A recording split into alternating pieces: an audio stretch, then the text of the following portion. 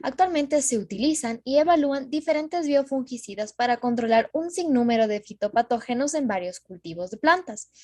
Sin embargo, pocos estudios se han llevado a cabo acerca de uno de los cultivos más importantes económicamente en el Ecuador, las rosas. ¿Será posible combatir una de las peores enfermedades de estas flores de manera natural? Hola, mi nombre es Analía y hoy les hablaré sobre mi proyecto titulado Evaluación de biofungicidas para el control de botrytis cinerea en rosas. Como una introducción, es importante recordar que el sector florícola corresponde al 5.5% de las exportaciones no petroleras del país, situándose en el quinto puesto dentro del ranking de los 10 productos más exportados y contribuyendo con 827 millones de dólares en generación de divisas. Dentro del sector florícola, el 60% de las hectáreas y el 68% de la producción corresponde al cultivo de rosas. Y es importante destacar que la sierra ecuatoriana posee las condiciones adecuadas para el cultivo de este tipo de ornamentales. Es así que se obtienen flores grandes, con tallos gruesos, largos y verticales y con colores muy intensos, características que las hacen ser altamente demandados por países de la Unión Europea, Estados Unidos, China y Rusia, entre muchos otros. Sin embargo, estos pueden ser susceptibles a un sinnúmero de patógenos que pueden generar daños en sus botones, disminuyendo su valor comercial.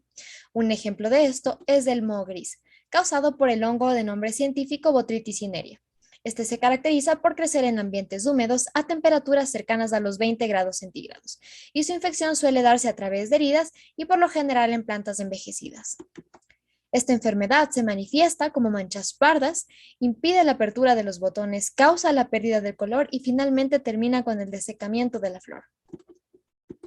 El método más extendido para el control de estas enfermedades son los fungicidas químicos, como por ejemplo Switch, cuyos principios activos son el ciprodinil y el fludioxinil.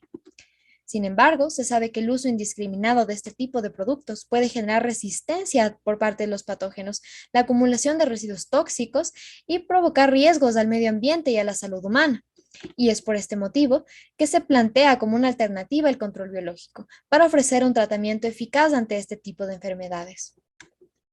Los objetivos de la investigación fueron los siguientes: evaluar biofungicidas para el control de Botrytis cinerea en rosas. Y como objetivos específicos se destaca en primer lugar realizar una revisión sistemática para evaluar de forma exhaustiva qué alternativas de biofungicidas existen para esta enfermedad. En segundo lugar, optimizar el protocolo de los bioensayos para la evaluación de los biofungicidas y optimización de controles. Y en tercer lugar, evaluar biofungicidas para determinar el efecto de diferentes agentes de biocontrol en pétalos de rosas de la variedad Vendela. Para la revisión sistemática se utilizó la siguiente pregunta de investigación: ¿cuáles son los biofungicidas para el manejo del patógeno Botrytis cinerea? Y se utilizaron los siguientes términos de búsqueda, limitando esta búsqueda a los últimos 11 años. Las bases de datos que fueron empleadas fueron Scopus y Web of Science, que permitieron obtener un número inicial de 2.879 artículos científicos. Y a través de los diferentes screenings se redujo el valor a 215. Como resultado, se determinó que las principales categorías de biofungicidas son los fúngicos, bacterianos y vegetales. Y dentro de estos, los géneros más predominantes fueron Trichoderma, Bacillus, Origanum y Thymus. Cabe destacar que estos resultados fueron una base para la selección de algunos de los tratamientos para los bioensayos. También se evidenció que los principales cultivos donde se prueban los biofungicidas son el tomate, la fresa, la uva y la manzana. Y existen muy pocos estudios acerca de las infecciones en flores ornamentales.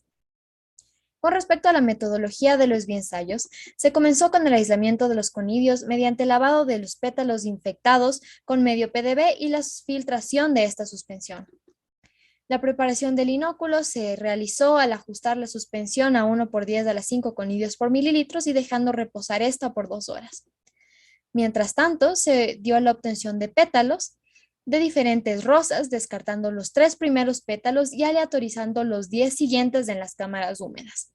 Estas consistieron en cajas plásticas de 70 por 30 centímetros de base con papel absorbente mojado. A continuación se dio la inoculación. Y los controles utilizados en estos bioensayos fueron 3. El primero, el control positivo que contuvo botrytis, el control negativo que no contuvo botrytis y el control interno que contuvo botrytis con el objetivo de evaluar el fungicida comercial. Los tratamientos fueron tricoderma, Bacillus amyloliquefaciens, Bacillus subtilis, Saccharomyces cerevisiae, artrospira hidrolizada, aceite esencial de orégano, aceite esencial de albahaca y ácido acético. Todos estos fueron empleados tanto de forma curativa como preventiva. Para los ensayos curativos, primero se dio la inoculación de botritis y 24 horas más tarde se aplicaron los tratamientos. Y para el caso de los preventivos, primero se aplicaron los tratamientos y 24 horas más tarde se aplicó la suspensión de botritis. Como sexto paso se dio el monitoreo, que consistió únicamente en revisar el desarrollo de la infección hasta el tercer día, donde el crecimiento ya fue medible. Y por último, se tomaron los datos por medio de la medición de los diámetros vertical y horizontal y el análisis de datos por medio de pruebas ANOVA y Tukey en un nivel de probabilidad del 5%. Esta metodología fue optimizada a través de diferentes análisis. El primero de estos fue determinar la sintomatología de botritis en las rosas, que corresponde al pardeamiento. De igual manera, se llevó a cabo una microscopía para determinar que el hongo que estaba siendo evaluado corresponde a Botrytis cinerea. Y se verificó que este sí posee los rasgos morfológicos característicos de la especie, que corresponden a los conidios ovalados y los conidióforos ramificados. Además, las dimensiones de estas estructuras entran dentro del rango establecido por Kwon y colaboradores para esta especie.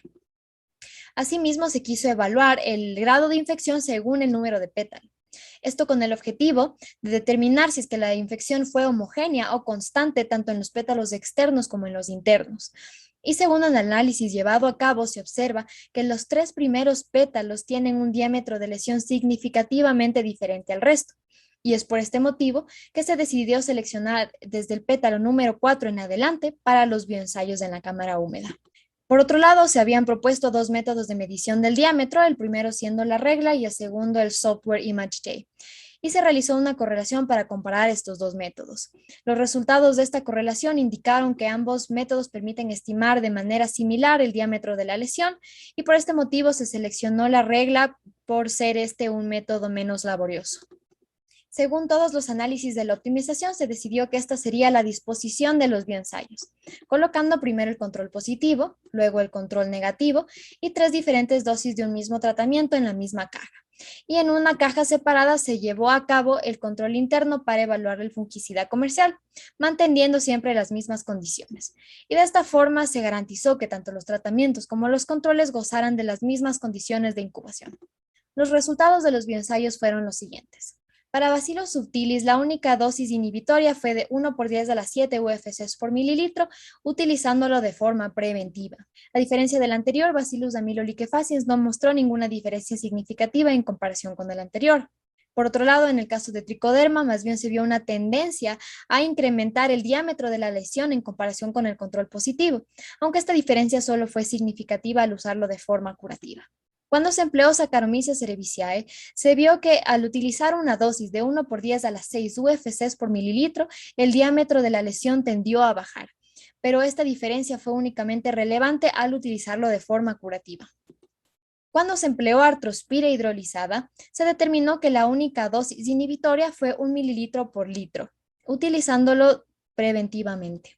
Con respecto al aceite esencial de orégano, se determinó que la dosis inhibitoria fue 75 miligramos por litro curativo, y este mismo resultado se repitió para el aceite esencial de albahaca. Finalmente, el ácido acético no mostró ningún efecto significativo al reducir el diámetro de la lesión en comparación con el control positivo. Y como conclusiones y recomendaciones se destaca lo siguiente. Con respecto a la revisión sistemática, que muy pocos estudios evalúan los biofungicidas en cultivos de plantas ornamentales y que los principales agentes de biocontrol son de origen fúngico. Con respecto a los bioensayos, aquellos tratamientos que presentaron una inhibición significativa fueron Bacillus subtilis, Saccharomyces cerevisiae, artrospira hidrolizada, aceite esencial de orégano y aceite esencial de albahaca, cada uno bajo sus respectivas dosis y modos de empleo.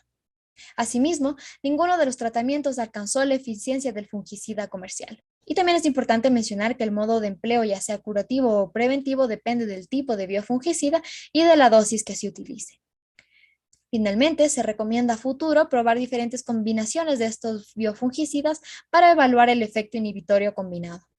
Por último, quisiera agradecer a mi tutor, Antonio León, a todo el equipo del Laboratorio de Agrobiotecnología, a José Flor por la donación de rosas, a toda la ayuda adicional recibida, a mis padres, a mi compañera de investigación, a Pablo Erazo y a todos mis amigos. Muchas gracias.